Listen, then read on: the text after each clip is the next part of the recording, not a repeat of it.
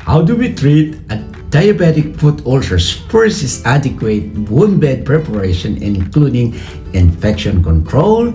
And second, which is actually the gold standard, is offloading. And one of the best way, or actually the best and proven way to offload the pressure on the diabetic foot ulcer at the plantar aspect of the foot is through the use of total contact casting, also known as TCC. TCC is a treatment method for diabetic foot ulcers that involves the application of a specialized cast to the affected limb. The primary mechanism of action of TCC in diabetic foot ulcers is as follows. Number one, offloading pressure. TCC is designed to redistribute the pressure away from the ulcer, and it achieves this by creating a custom fit cast that evenly distribute the weight-bearing forces across the entire plantar aspect of the foot. By reducing pressure, the ulcer, it helps to alleviate further trauma and promote healing. The second one is immobilization. The cast immobilizes the foot and ankle, limiting movement. Immobilization is important for ulcer healing because it reduces shear forces, friction, and movement that can disrupt the healing process. It also prevents the patient from walking on the affected foot, which is crucial in preventing further injury. Now, it is important that the total contact cast be applied by a qualified healthcare professional, including podiatrist, physical therapist, or other healthcare professionals who are trained to do so. Today, I'm gonna let you watch a video that I have taken with permission from the reps from the BSN. BSN is one of the makers of Total Contact Cast, and this video was taken at the Advanced Symposium for Advanced Wound Care here in Las Vegas, Nevada. Take a watch of this and see you soon. Looking for that other circular pad. I'm just going to cut this in half because she's so small.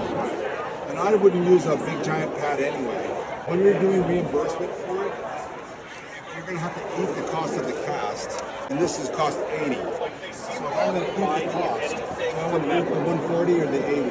So here's my toe plate, my toe box. That's what people are doing. I kind of think it's a hassle for the patient, but you can always have them come back for this.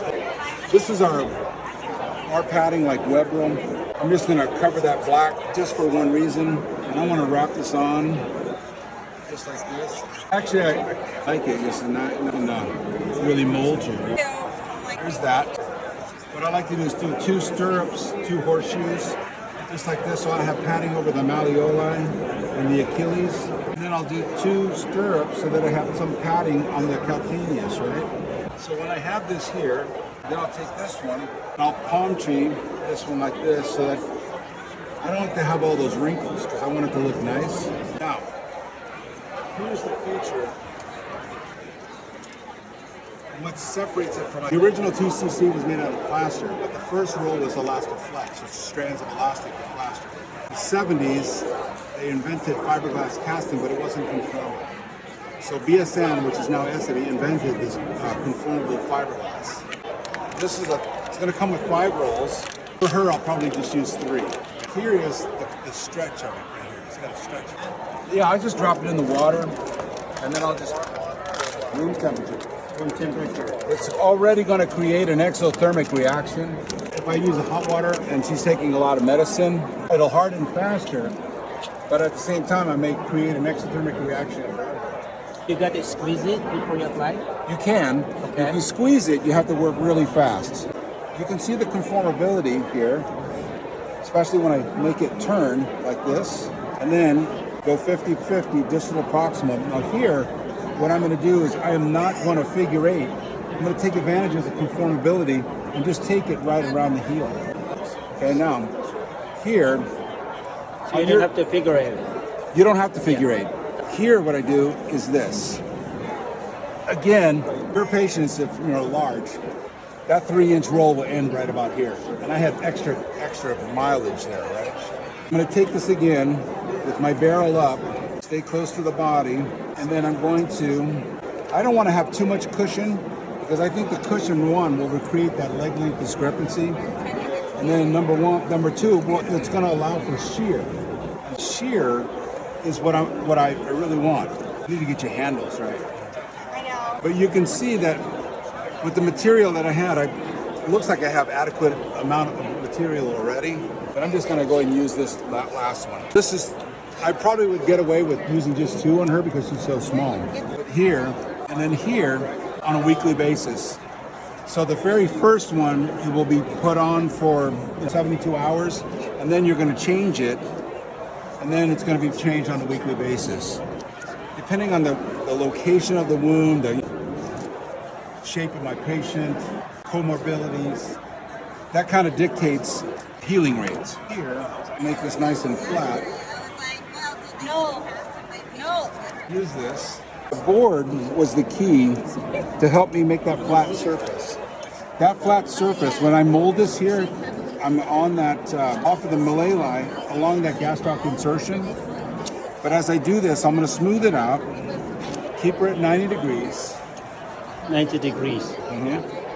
Just like this. And I'll just make it smooth. So the cast is done right now, maybe 2 or 3 minutes. A lot of it will depend on atmospheric pressure.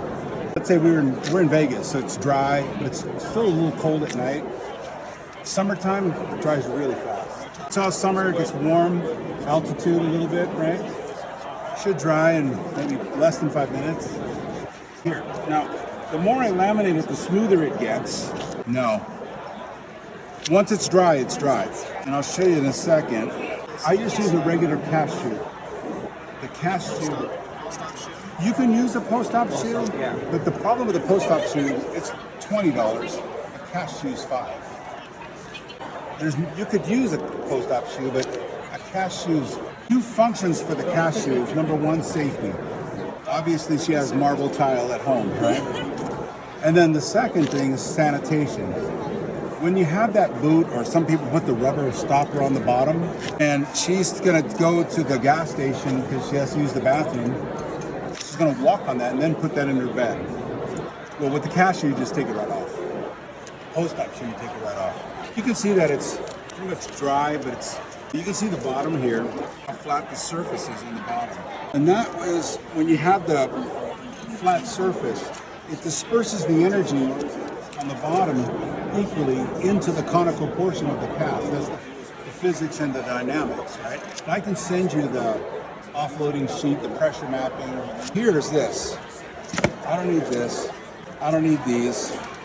Now, just for today's purposes, your patience, it isn't going to be this long, all right? What I do is this, just a little bit. I fold it back and I leave it like this, but I'll show you what I do before. So this, the cotton is here. I'm always worried about the rim, right? And I have the excess cotton. I'm throwing this away anyway. What I do is take it, fold it in half. So I put this around here, and then I fold this back, and you can feel the cushion that we made back here. So it's not going to cut in all the way, right? Now, her shoe. No. Shoe's too big for you too, Sarah. Sorry. I know. You can see when I put the shoe on, I'm just going to fasten this up. Now, what I'll do is, let me clear the runway.